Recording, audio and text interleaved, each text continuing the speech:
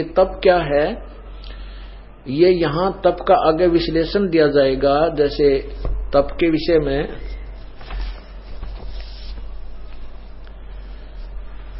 16वें अध्याय में बताया है। वो तप क्या है कि जैसे वाणी तप,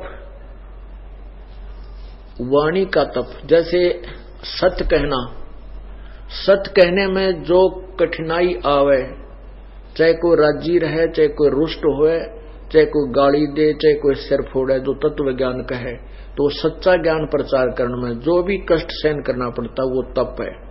दान करने में जो कष्ट सहन करना पड़ता है, जैसे कोई तो जैसे किसी की पत्नी ने नाम ले रखा है, तो पति राजी नहीं दान करने में, 2 पैसे दान करना चाहे है तो वो कभी कुछ बोल रहा है, कभी कुछ थो मावे को कुछ कहे, और जिसको समझ में आ गया वो उल्टा हट नहीं सकता। ऐसे ही किसी की पत्नी ने ज्ञान नहीं है तो पति दान करना चाहता है तो वो ना नुकर करती रहती है। तो ऐसे जो भी उस मार्ग में हमने कष्ट उठाना पड़ता है, जो आता है, तो वो तप है वास्तविक। वो जंगल में जाकर बैठ जाने से तप नहीं। जैसे हम सत्संग में आते हैं कि तो पैदल भी चलना पड़ जाए, बसा में भी धक्कम धक्का, गर्मी में भी दुख पावे, तो वो परमात्मा के जो प्रयत्न में, प्राप्ति के प्रयत्न में, यानी अर्थात सत्संग तक पहुंचने में जो क्रियाएं हम करते हैं, स्वाभाविक क्रियाएं जो, उनमें जो तप होता है उसके विषय में इस तप को कहा, ना कि कठोर तप। धर्म पालन के लिए कष्ट सहना तप, ये वही धर्म पालन के लिए, अपने मर्यादा को भंग ना होने के लिए जो कष्ट सहन करना, उसको तप कहते हैं। बाहर भीतर से शुद्ध रहना, मन दूसरों के अपराधों को क्षमा करना, मन इंद्रियों और शरीर को सरलता तथा वेद शास्त्र ईश्वर और परलोक आदि में श्रद्धा रखना, वेद शास्त्रों का अध्यापन करना और परमात्मा के तत्व का अनुभव करना, ये सब के सभी ब्राह्मणों के स्वाभाविक कर्म है। आगे देखना। अब 43 में आके सूरवीरता और तेज धैर्य, चतुरता और युद्ध में भी ना भागना, दान देना और स्वाभाविक, ये स्वाभाविक सबके अक्षत्रियों के स्वाभाविक कर्म है। आगे देखना। 44 में लिखा कि खेती गौ पालन और क्रिया विक्रय रूप सत्व्यवहार, ये वैश्य के स्वाभाविक कर्म है तथा सब वर्णों की सेवन करना शूद्र का भी स्वाभाविक कर्म है। आगे देखो। अब इसमें जो स्पष्ट करना चाहता है ये दास 45 में लिखा है कि अपने अपने स्वाभाविक कर्मों में तत्परता से लगा हुआ मनुष्य भगवत प्राप्ति रूप परम सिद्धि को प्राप्त होता है। अपने स्वाभाविक कर्मों में लगा हुआ मनुष्य जिस प्रकार से कर्म करके परम सिद्धि को प्राप्त होता है, उस विधि को सुन। अब इसमें क्या स्पष्ट किया है कि जो भी जिसका जो कर्म है, जैसे भाई ब्राह्मण का, क्षत्रिय का, वैश्य का, शूद्र का, अपने अपने कर्म को करते हुए वो परमात्मा प्राप्ति कर सकता है। उसके लिए परमात्मा कहते अपने सवसम वेद में, नाम उठत नाम बैठत नाम सोवत जागवे, नाम खाते नाम पीते नाम से ती लागवे। वो नाम जो सच्चा नाम है, सतनाम है, उसका जाप करने में काम करते करते। अब 46 में बताया है कि ये जो बता रहे हैं, जैसे हठ योग वगैरह इस काल ने आकाशवाणी की, ब्रह्मा जी को, विष्णु जी को भी की, शिव जी को भी की, जो इनको हठ योग में लगाया तो भ्रमित किया। वो तो काल प्राप्ति का साधन है, ब्रह्म तक के लोक में रहने की क्रियाएं हैं। और अब जो बताई जा रही हैं, कहते उस परमात्मा जिससे सारे ब्रह्मांडों की उत्पत्ति हुई है, जो सबका पालन करता है, जो पूर्ण ब्रह्म है, उसकी प्राप्ति के लिए ये बताया जा रहा है कि उसको पाने के लिए ऐसे स्वाभाविक काम करते करते आप पूर्ण मोक्ष प्राप्त कर सकते हो। अब देखना 46 में, 18वें अध्याय का 46 में कहा है, जिस परमेश्वर से संपूर्ण प्राणियों की उत्पत्ति हुई है और जिससे ये समस्त जगत व्यापक है, उस परमेश्वर की अपने स्वाभाविक कर्मों द्वारा पूजा करके मनुष्य परम सिद्धि को प्राप्त हो जाता है। परम सिद्धि माने पूर्ण मोक्ष को। उस परमात्मा, जैसे गीता जी अध्याय नंबर 15 के श्लोक नंबर 4 में कहा है, 15 के 4 में कहा है कि जब तत्वदर्शी संत आपको मिल जाए, उसके बाद उस परमेश्वर के उस परम पद की खोज करनी चाहिए, जहां जाने के बाद ये साधक फिर लौट कर नहीं आते हैं। और जिस परमात्मा से संसार रूपी वृक्ष की यानी सौर ब्रह्मंडों की रचना जिसने की, वही प्रमाण यहां दिया जा रहा है। ये देखिए गीता अध्याय नंबर 15,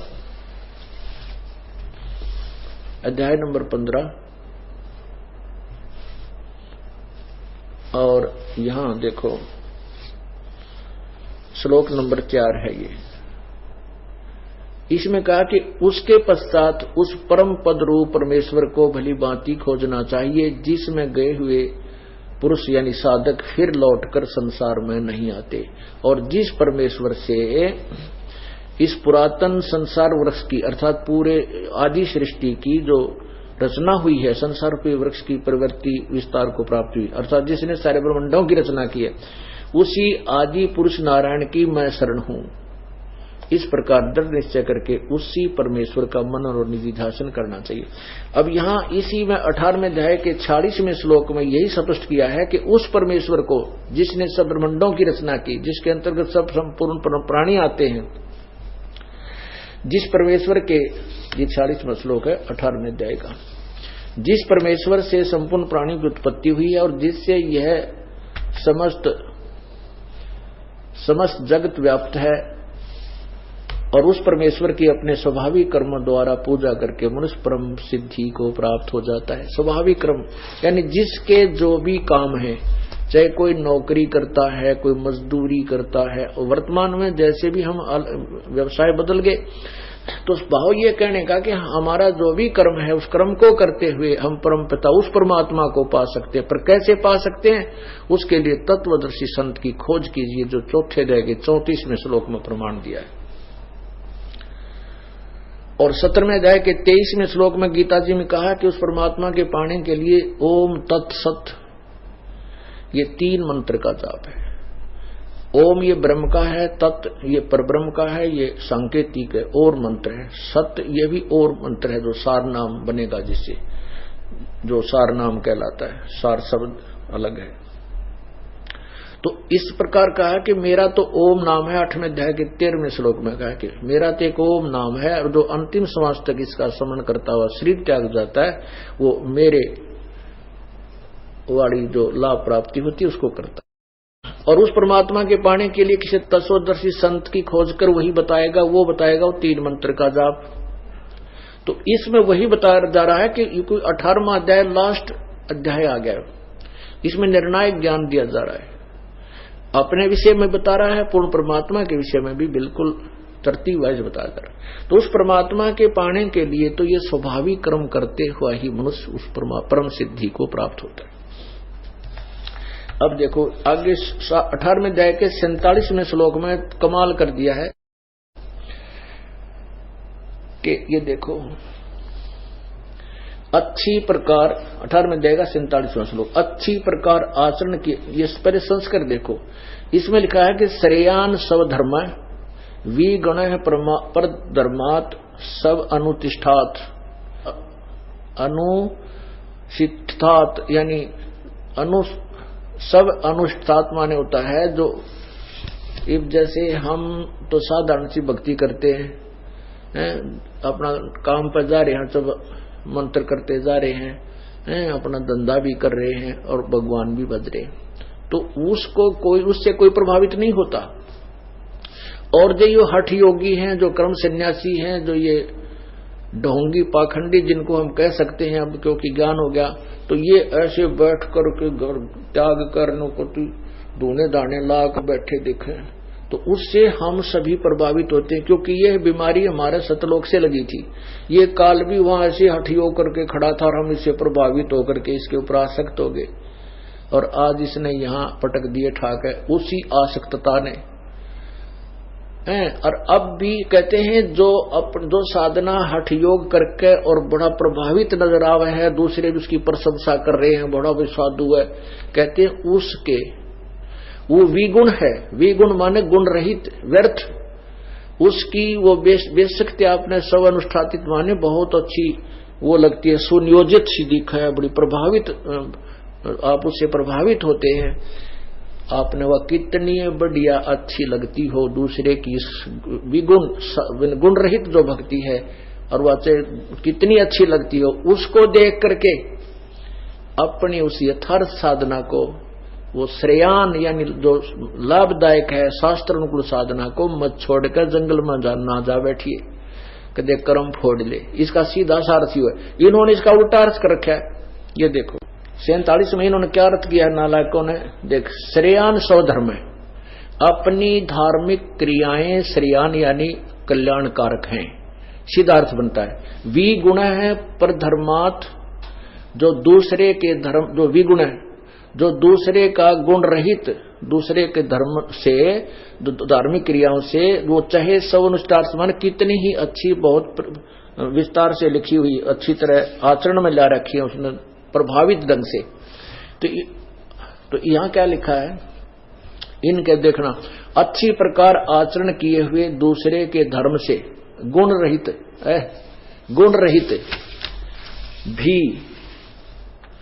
भी अपना धर्म श्रेष्ठ है। तेरा गजब हो, गुण रहित अपनी जो पूजा है, धर्म का अर्थ तो है ही नहीं, क्योंकि गीता लिखी उस टाइम कोई धर्म नहीं था, मजहब नहीं था, यहाँ धार्मिक पूजाओं की तरफ है। ये कहे कि अपनी जो शास्त्र विरुद्ध साधना है विगुण घटिया, उसको करते रहना चाहिए, दूसरे की शास्त्र अनुकूल साधना ने देख कर वह ग्रहण नहीं करनी चाहिए। इन्होंने ये अर्थ कर दिया उल्टा, जबकि इसका अर्थ है कि आप श्रेयान स्वधर्म है, अपना शास्त्र अनुकूल साधना जो है वो कल्याणकारक है, दूसरे की विगुण, दूसरे की गुण रहित जो वो बनावटी ढोंग कर जंगल में बैठा है, या कितना नवरात्रे कर रहा है, या कहीं पर जय माता दी जागरण कर रहा है, वो शास्त्र विरुद्ध है, चाहे वो तुम्हें कितना अच्छा लगता हो, उसको ग्रहण मत करिए। अपने उस श्रेष्ठ, अपना ही जो वास्तविक धार्मिक पूजाएं हैं शास्त्र अनुकूल, वो ही श्रेष्ठ है। इन्होंने इसको उल्टा कर दिया, क्योंकि दुनिया को भ्रमित कर दिया, अज्ञान बना दिया। अनुवाद करता हूं, अगर ऐसा ही था कि अपनी चाहे तू किसी साधना करे है बेकार से उन्हें करते रहना, फिर गीता लिखने की आवश्यकता क्या थी?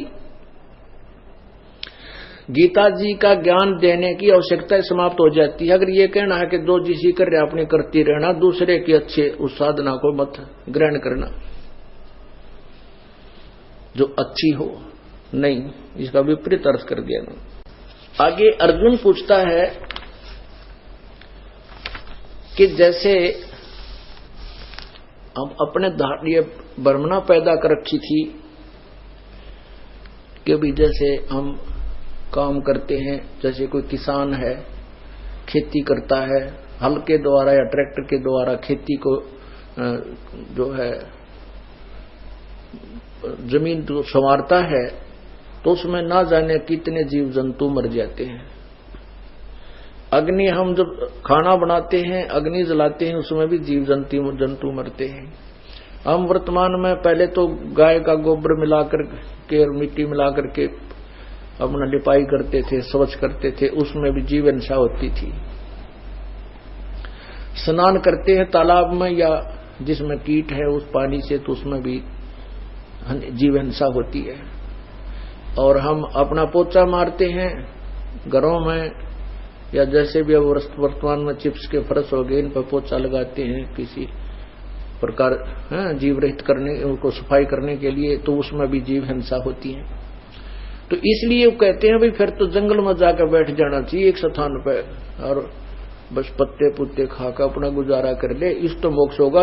ये ज्ञान, इस आधार से वो कहते थे कि जंगल में अपना बैठकर पाप रहित न्यो होंगे। परमात्मा कहते हैं यदि कमीज ने निकाल कर संदूक में धर दिया, ट्रंक में, अटैची में, कहते यहाँ रखेंगे ये मैला ना होगा। अरे कोई बात हो, यह समझदारी है। पहनो, उसको पहनने के लिए बनाया है, और उसके साबुन और पानी का प्रयोग करके उसको रोज निर्मल कर लो। तो यहाँ क्या बताना चाहते हैं कि गीता जी में लिखा है कि कोई भी जो काम है, जो स्वाभाविक कर्म है, उनमें भी पाप होते हैं, लेकिन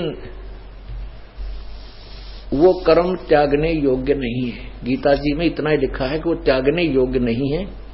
उन स्वाभाविक कर्मों को करते रहना चाहिए। जैसे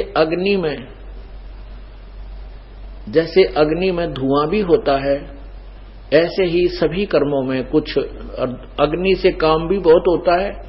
तो जैसे अग्नि में धुआं भी है लेकिन अग्नि से काम भी बहुत लिया जाता है, ऐसे ही स्वाभाविक कर्मों में भी पाप भी होते हैं लेकिन उसे लाभ भी होता है, उससे पुण्य भी बहुत होता है। वो नहीं त्यागने चाहिए, उनको करते हुए अपना भजन करना चाहिए। तो भाव ये है कहने का। अब ये तो इसने, क्योंकि गीता ज्ञान दाता ने तो यहीं तक बताया है कि जैसे कर्म करेगा वैसा ही फल तुझे मिलेगा। जो मैं साधना बता रहा हूं, गीता ज्ञान दाता कह रहा। और उस परमात्मा की शरण में जाने के लिए जो पाप अक्षमा करने वाला है, पाप नाशक है, वो तत्वदर्शी संत बताएगा। वो फिर साधना, उस साधना से तेरे पाप भी नष्ट हो जाएंगे। अब अपने बताता है कि जो वो त्यागे नहीं जा सकते, ये जो भी कर्म तुम कर रहे हो ये करने योग्य हैं, ये त्यागने योग्य नहीं है।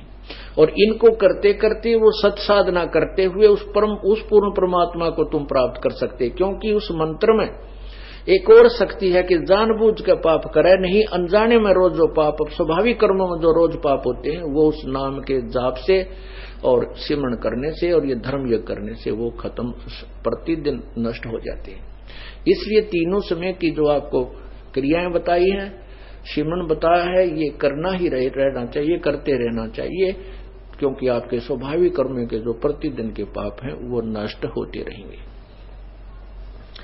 अब देखना अध्याय नंबर 18 का ये मंत्र 48 इसमें स्पष्ट किया है